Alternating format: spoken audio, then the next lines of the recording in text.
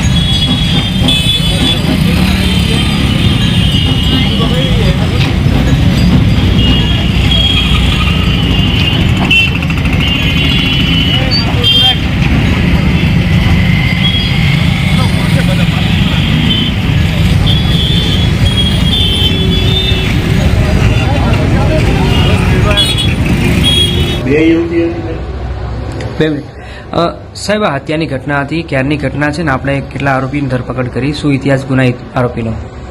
ગઈકાલે રાત્રે Ramol police station વિસ્તારમાં જે રીવાભાઈ રોડ આવેલો છે ત્યાં આગળ જે ફરિયાદી છે તેમજ મનાજનાર છે રાજેશભાઈ અને ફરિયાદી ભરતભાઈ બંને જણ એક્ટિવા લઈને જતા હતા।